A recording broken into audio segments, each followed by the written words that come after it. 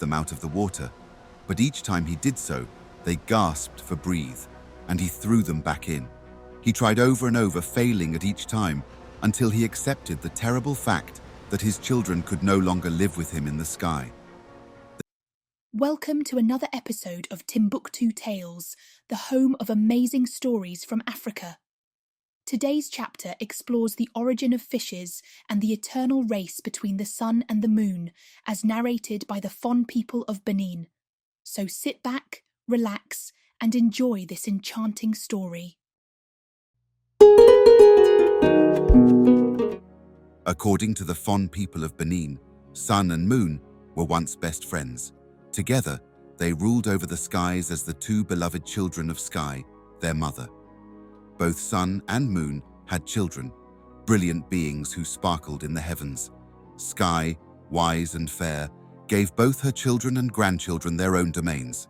Sun, you and your children shall reign over the day, she declared, and moon, you and your children will illuminate the night.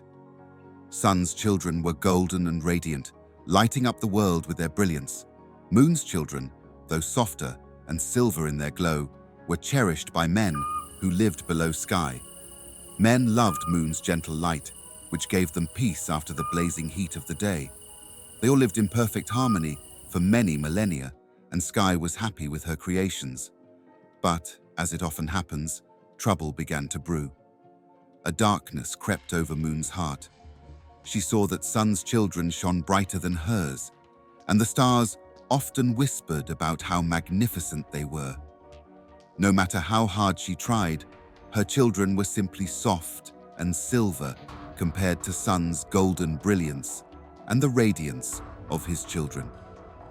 The stars whispered about it, and even the clouds couldn't hide the envy creeping into Moon's heart. Even Sky herself, Moon felt, sometimes seemed to linger longer in Sun's domain.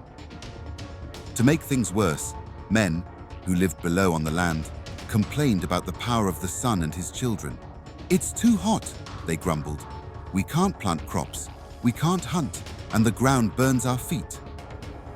Meanwhile, when Moon and her children ruled the night, men would gather around fires and tell stories, smiling up at the soft glow of the moonlight.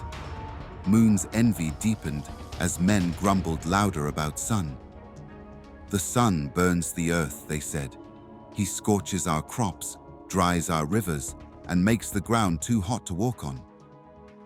One night, Moon overheard a man cursing Sun. "If only the sun were gone," he muttered, "we could live in peace under Moon's kind light." Moon, seeing an opportunity to outshine her brother, descended quietly from the sky and visited the man. "I heard your cries," she said, her voice soft and mysterious. "You suffer under Sun's rule." The man knelt before her. "Oh, Moon, your light is gentle, your ways kind. If only you reigned over both day and night." "Moon," he called out, "you're the clever one. You should do something about Sun and his terrible children. Let's cool things down around here." Moon tilted her silvery face and listened. The idea appealed to her. Perhaps, if Sun's children were gone, her children would finally shine as brightly as she dreamed. Moon tilted her head, pretending modesty. "If I were to help you, what would you do for me in return?"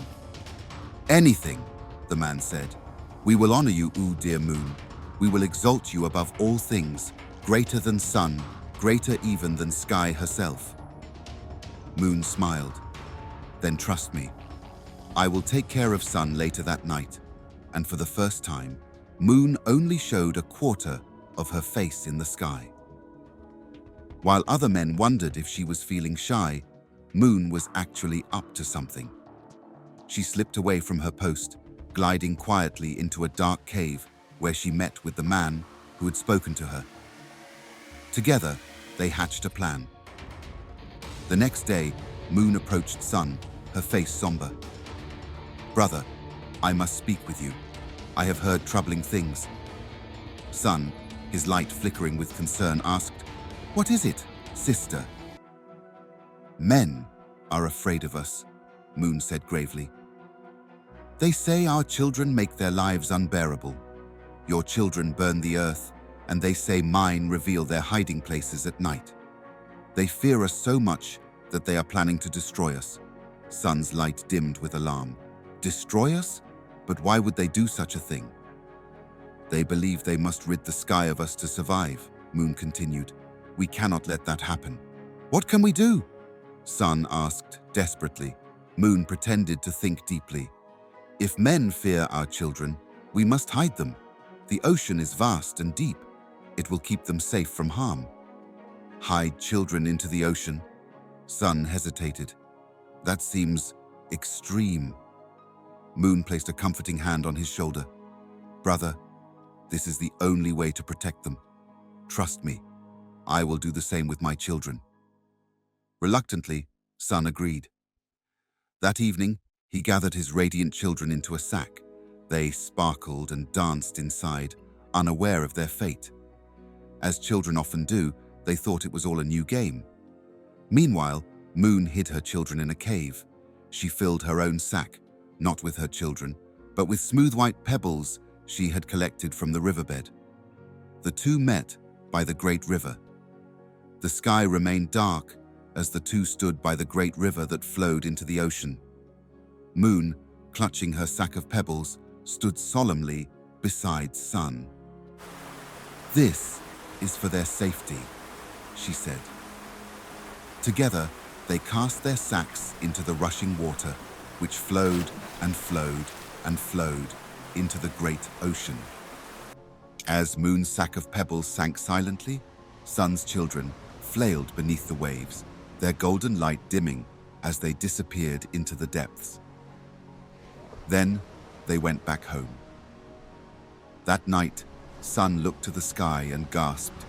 Moon and all her children were still there, glowing softly as ever. You lied to me, Sun roared, his fury shaking the heavens. You tricked me into throwing my children away. Moon feigned innocence.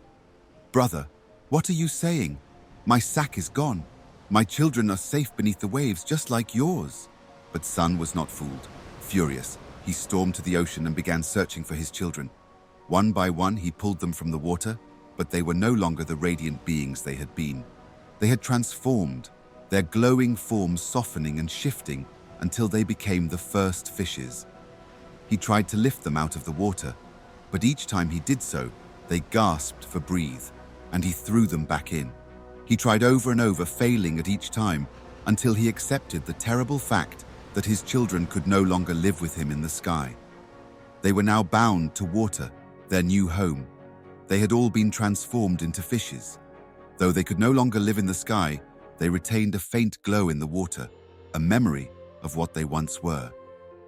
Heartbroken, Sun left them in the ocean, knowing he could not bring them back. Every evening, he descends to the horizon, dipping into the ocean to greet his lost children, and every morning he rises again, his fiery anger renewed. As for Moon, she remains wary of her brother's wrath. She constantly runs from him across the sky, hiding her face in fear. Sometimes she shows only half of her face, and other times just a quarter, as if to make herself smaller and harder to catch. And so, Sun continues to chase Moon, and Moon continues to flee. Their eternal dance lights up the heavens, while men marvel at the beauty and balance of day and night. Deep in the rivers, lakes, and oceans, the fishes swim, glowing softly as a reminder of the sun's lost children and the moon's cunning betrayal. And that is how the Fon people explain the origin of fishes and the endless pursuit of the sun and moon.